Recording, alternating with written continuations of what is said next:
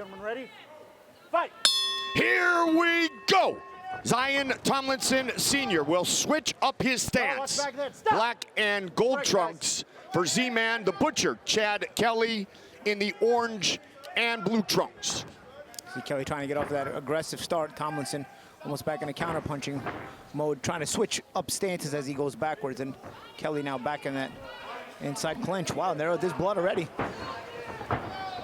That didn't take very long, did it, partner? Oh, no. And in bare knuckle fighting, and BYB especially, and a Trigon especially, it's usually instantaneous. A lot of work being done in the clinch here early. Dirty boxing is permitted here in the BYB world. And Tomlinson's clinch obviously was effective in opening up that cut. They were both getting off shots in there. Yeah. Just the blood, obviously, it seems like it makes it at least seem that Tomlinson landed the better shots inside. And he's blinking, is Kelly. That blood is bothering him. Rolling down and affecting his eyesight. And again, you see Z-Man, Zion Tomlinson Sr. just switching his stance seamlessly. Lands with the left. Fight scheduled for 5 3-minute rounds. Seems like these guys are more adept on the inside. On the outside, they're a little bit awkward. They have trouble finding their range. But on the inside, they're seems like they get very comfortable trying to get each other into that Muay Thai clinch and trying to throw and hold and hit there. The dirty boxing as is allowed in BYB.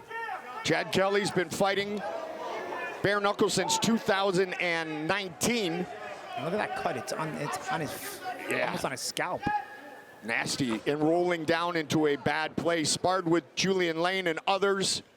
And Zion Tomlinson Sr. had an 8-week camp for this one. A good shot there by Kelly as Tomlinson backed up. Now Tomlinson's got him back in the clinch. One thing about Tomlinson, he's not adept too much on the outside, where he has a tendency to go straight back and has a risk getting caught. But he ends up getting you in a clinch where he's very, very comfortable, and he kind of not only mitigates the damage, but he ends up taking advantage. Tomlinson said he has been working on his angles, his entrances, in preparation for this fight. 30 seconds on the clock, round 1. And like you said, Goldie, he's switching stances back and forth. Now he's in the southpaw stance. Now he's in the right-handed stance, as I say that. It worked for Terrence Crawford. Yeah. To say the least, right? Yep. Stop! Step back! Final 10 seconds, round number 1. Oh, good right hand there, Kelly. That's the second good right hand that he's landed this round. One thing, and both of them have come in the second part of the round. I wonder if it's something that Kelly has noticed now. Because again, I took notice that Tomlinson on the outside is a little bit awkward. He's more comfortable on the inside. Look at me!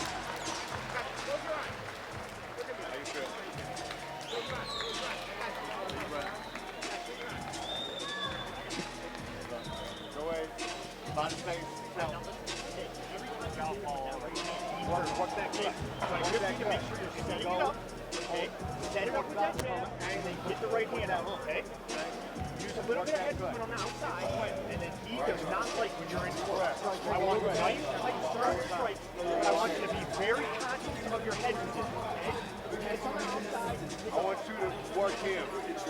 Make him move to work that jab, all right?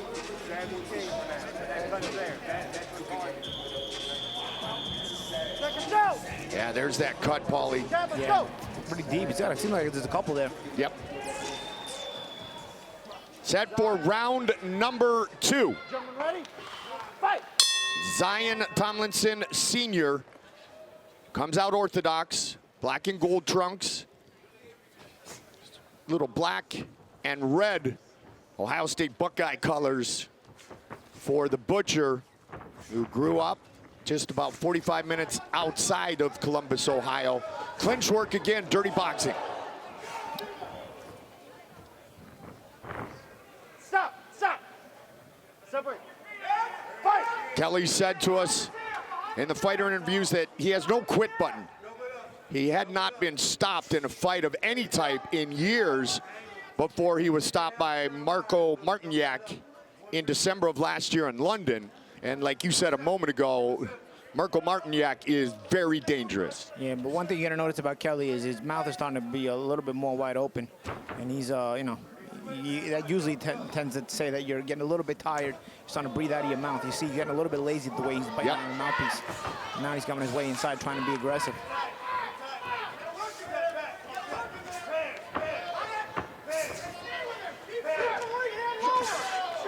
Trying to work Tomlinson in the corner, right in front of our broadcast position. The Butcher nickname was given to him by an old coach, Chad Kelly, training partners because of his fighting style. And Kelly's eyes bothering him again. He keeps blinking. You see, right? You watch me, he just keeps blinking that left eye. Yeah. He's trying to break Tomlinson down. See, Tomlinson will go straight back. He'll make that mistake, but then you got to be careful not to smother yourself. Because then if you smother yourself, and it's not boxing, oh, Tomlinson goes down here. Tomlinson will get you in that clinch. Although I think that pace, that heavy pace that Kelly's putting on Tomlinson is now starting to take effect. He's up. The one thing that we have seen multiple times is Tomlinson continues to get stuck in the corners. Yeah, and well, he backs up straight on defense, you know? And a lot of times his clinch has allowed him to, you know, survive that and even give him the advantage, but it seems like Kelly's pace is now starting to bother him more and more. You see Tomlinson in a more defensive posture even on the inside now, and there he goes down again. As opposed to before, he was aggressive. Now he's complaining about behind his ear where he didn't even get hit behind his neck, where he didn't get hit behind his neck, he just got pushed down. So it's already, you can already see psychologically he's looking to be out of the fight soon. Bobby Wambacher says, fight on. Yeah, nice jab there. That may be it. So you could tell his body language. I don't know if he's gonna get up from this one. You said that Kelly saw something at the end of round one, Paulie. He's utilizing whatever he saw here in round two. Give credit to Tomlinson, though. Give credit to Tomlinson. Oh, man. And you know what? Kelly was not paying attention. I give credit to Tomlinson, man. And the round comes to a close. I mean, it was almost WWE-like. Yeah, it was. Where Kelly got caught celebrating, and Tomlinson's allowed to hit him. Tomlinson has to beat the count first before the round can end. I don't know what's going on over here. He's got to be able to get back to his own corner, which I don't know if he can. They're not allowed to help him up, or are they stopping it? It looks like it's over. Must be over.